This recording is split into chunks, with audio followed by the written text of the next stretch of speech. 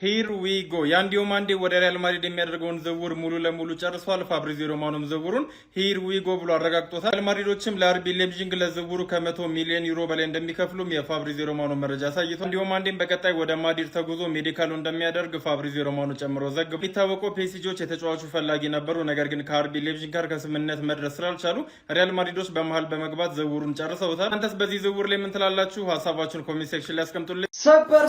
ሰበር ሪያል ማድሪድ ከመጣ ሪያል ማድሪድ ካንኳኳ የማይከፈት በር የለም ጋይስ።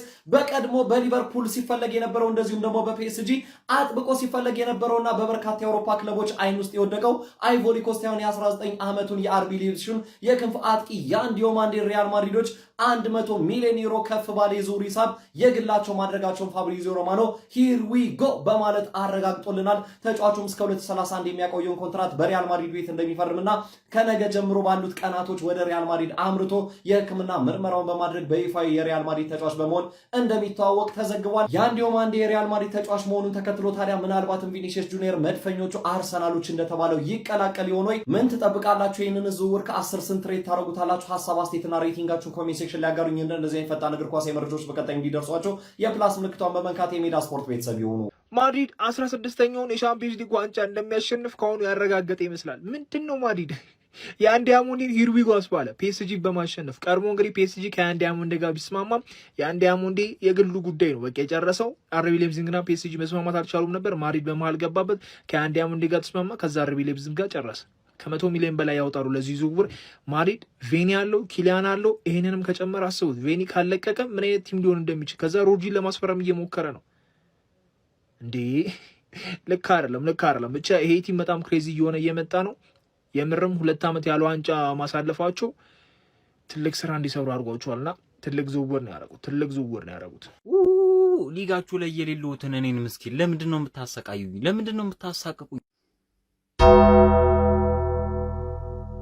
ዲዮማንዴ ወደ ሪያል ማድሪድ ሂርዊጎ ተብሎላል። ማድሪድ ጠይቆት እምቢ የሚል ተጫዋች የለም። ወንድ ፕሊዝ ሲቲና ሪያል ማድሪድ ከዚህ በኋላ ሻምፒየንስ ሊግ ላይ መገናኘት ያለባቸው ፋይናል ነው። ሁለቱም እስከ ፋይናል የሚደርሱ ከሆነ ከዛ ውጪ እንዳታገናኙኝ። እኔ ሰልችቶኛል ሪያል ማድሪድ የሚባል ቡድን። ቪኒሲየስ ያራዝማል የሚል ሐሳብ አለኝ። አስበው፣ በግራ በኩል ቪኒሲየስ መሃል ላይ ኪሊያን ምባፔ፣ በቀኝ በኩል ደግሞ ዲዮማንዴ። አረው እኔ እንደዚህ ከሆንኩ ለአንድ ቶርናመንት እንደዚህ ከተጨናነኩ እዛው ሊጉ ላይ ያሉ ቡድኖች እንዴት ነው የሚሆኑት? መቼው ለማንኛውም ሂር ዊ ጎ ያንዲዮ ማንዴ ወደ ሪያል ማድሪድ እንደሚያቀና ተረጋግጧል። አሁን ፋብሪዚዮ ሮማኖ እንግዲህ ሂር ዊ ጎ ብሏል።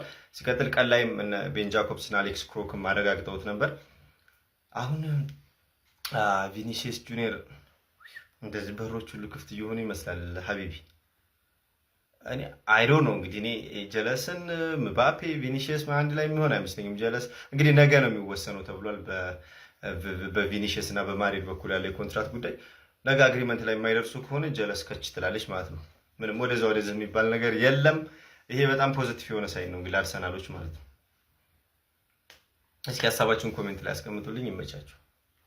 ይልሃል ብቃት ይልሃል። እዚህ ጋር ነው ያራዳ ልጆች ማለት ነው። ምንድነው ኳሊቲ ማለት ይሄ ነው። ከሊቨርፑል ጋር ከፓሪስ ሴን ጀርመን ጋር ስሙ በእጅጉ ተያይዞ የነበረው እንግዲህ አይቮሪ ኮስታዊ እጅግ በጣም ተስፈኛው እንግዲህ ተጫዋች ማለት ነው ያንዲዮ ማንዴ ካሁን ፓሪስ ሴን ጀርመን ገባ። ህልሜ ነው ከልጅነቴ ጀምሮ ስደግፍ ሳይ ነው ያደግኩት ብሎ ዋቴውን ሲቀረቅር ከርሞል።